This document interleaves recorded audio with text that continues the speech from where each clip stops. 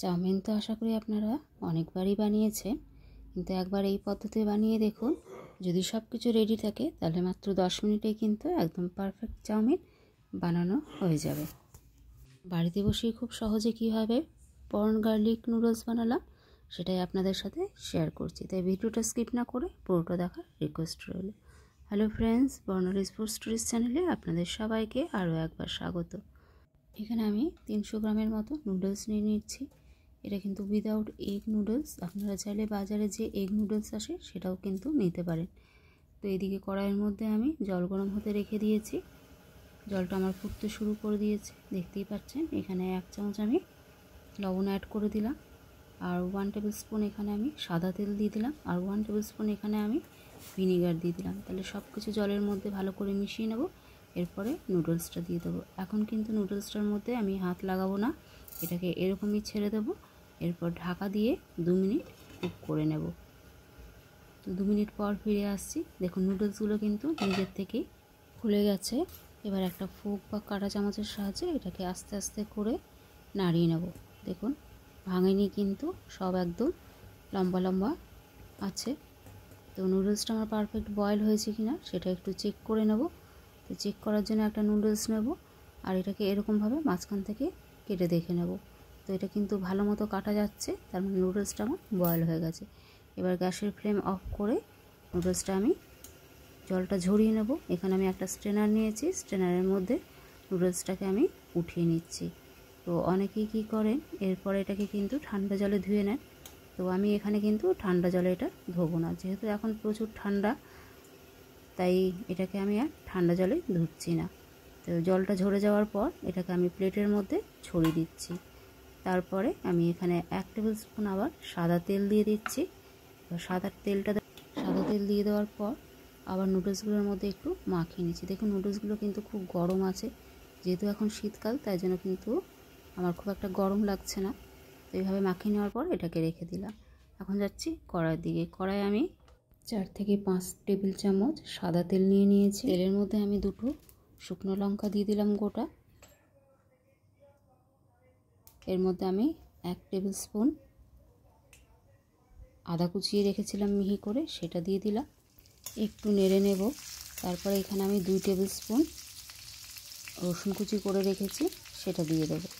তো এখানে কিন্তু আদার থেকে রসুনটা বেশি দিতে হবে, যেহেতু এটা প্রন গার্লিক নুডলস হচ্ছে। হাই ফ্লেমে এটাকে 1 মিনিট কুক করে নেব।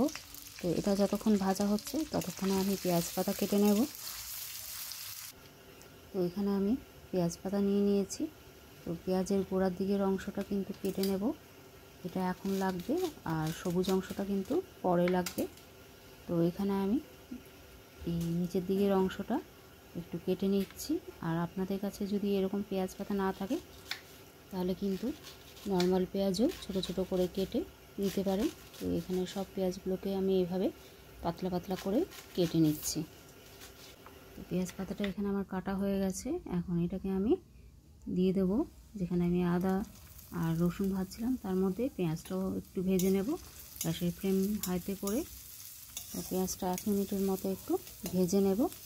তো পেঁয়াজটা ভাজা হয়ে গেছে এখানে আমার। এখন কিছু সবজি আমি অ্যাড করে দেব। এখানে আমি গাজর নিয়েছি, লম্বা লম্বা করে পাতলা করে কেটে নিয়েছি। ক্যাপসিকামও লম্বা পাতলা করে কেটে নিয়েছি, আর কিছুটা বাঁধাকপি নিয়েছি। আপনারা চাইলে রেড বেল পেপার আর ইয়েলো বেল পেপার, মানে লাল আর হলুদ ক্যাপসিকামও ব্যবহার করতে পারে। তো গাজর এখানে একটু সেদ্ধ হতে বেশি সময় লাগে, ওই জন্য গাজরটাকে আমি একটু আগে কড়াইতে দিয়ে দিলাম। তো গাজরটা একটু নেড়ে চেড়ে নেব। তারপরে আমি বাঁধাকপি আর ক্যাপসিকামটা দিয়ে দেবো। বাঁধাকপিটাও কিন্তু আমি খুব মিহি করে কুচিয়ে নিয়েছিলাম। তো গাজরটা একটু নরম হয়ে গেছে, দেখতেই পাচ্ছেন। এখন ক্যাপসিকাম আর বাঁধাকপিটা দিয়ে দেবো। গ্যাসের ফ্লেম কিন্তু আমি হাইতে রেখেছি, সবজিগুলোকে কিন্তু ওভারকুক করা যাবে না। তো বাঁধাকপিটা দিয়ে দিলাম, এবার ক্যাপসিকাম দিয়ে দেবো। এটাকে একটু নেড়ে চেড়ে নেব, ভালো করে একটু মিশিয়ে নিচ্ছি। এটা কিন্তু ওভারকুক হবে না। ভালো করে মিশিয়ে নেওয়ার পর সবজিগুলো হালকা সফট হয়ে যাওয়ার পর এখানে আমি চিংড়ি মাছ নিয়ে নিয়েছি 150 গ্রামের মতো। চিংড়িগুলো আমি ভালো করে ধুয়ে পরিষ্কার করে নিয়েছিলাম, সেই চিংড়িগুলো দিয়ে এখানে একটু ভেজে নেব। তো অনেকেই কিন্তু চিংড়িগুলো আলাদা করে ভেজে অ্যাড করেন, তো আমি এখানে একসাথেই দিয়ে দিচ্ছি যাতে চিংড়ির ফ্লেভারটাও কিন্তু নুডলসের মধ্যে ভালো মতো এসে যায়। আপনারা চাইলে এখানে বড় চিংড়িও কিন্তু ব্যবহার করতে পারেন, আবার চিংড়ির বদলে ডিমও দিতে পারেন, আবার চিকেনও দিতে পারেন। তো আপনাদের ইচ্ছে মতো এভাবে বানিয়ে নিতে পারেন। তো চিংড়িগুলো আমার ভালো করে কুক হয়ে গেছে। এখন এখানে আমি একটু গোলমরিচের গুঁড়ো দিয়ে দিচ্ছি হাফ টিস্পুনের মতো, আর একটু লবণ অ্যাড করে দিচ্ছি। তো লবণটা একটু বুঝে দিতে হবে, কারণ এর মধ্যে সস দেবো, সসেও কিন্তু লবণ থাকে। তো এটাকে ভালো করে মিশিয়ে নিচ্ছি। আর এখন সময় হয়ে গেছে সস অ্যাড করে দেওয়ার। তো এখানে 2 চামচ এখানে আমি টমেটো সস অ্যাড করে দিলাম। তারপর 1 চামচ এখানে আমি রেড চিলি সস অ্যাড করে দিলাম, আর 1 চামচ এখানে আমি সয়া সস অ্যাড করে দিলাম, আর 2 চামচ এখানে আমি ওয়েস্টার সস অ্যাড করে দিলাম। এবার সব কিছু আমি একটু মিশিয়ে নিচ্ছি। মিশিয়ে নেওয়ার পর এখানে আমি 1 চামচ ভিনিগার অ্যাড করে দেব। তো এখানে আমি ভিনিগার দিয়ে দিলাম। তো আবার একটু মিশিয়ে নেব। মিশিয়ে নেওয়ার পর এখানে আমি নুডলসগুলো অ্যাড করে দেব। এখানে আমি নুডলসগুলো অ্যাড করে দিচ্ছি। তো নুডলসগুলো দেওয়ার পর খুব সামান্য এখানে আমি চিনি অ্যাড করে দিলাম। তো এবার ভালো করে এটাকে আমি হাই ফ্লেমে মিশিয়ে নেব। আমি কিন্তু আজিনামতো ব্যবহার করিনি, আপনারা চাইলে কিন্তু আজিনামতো দিতে পারেন। রেসিপিটা যদি ভালো লাগে অবশ্যই লাইক কমেন্ট শেয়ার করবেন। আমার চ্যানেলে নতুন বন্ধু হলে চ্যানেলটিকে সাবস্ক্রাইব করে পাশে থাকা অল নোটিফিকেশান বেল অন করে দেবেন, যাতে আমি কোনো রেসিপি আপলোড করলে খুব তাড়াতাড়ি আপনাদের কাছে পৌঁছে যায়। তো উপর থেকে আমি কিছু পেঁয়াজ পাতা দিয়ে দিলাম। তো আবারও একবার ভালো করে মিশিয়ে নেব।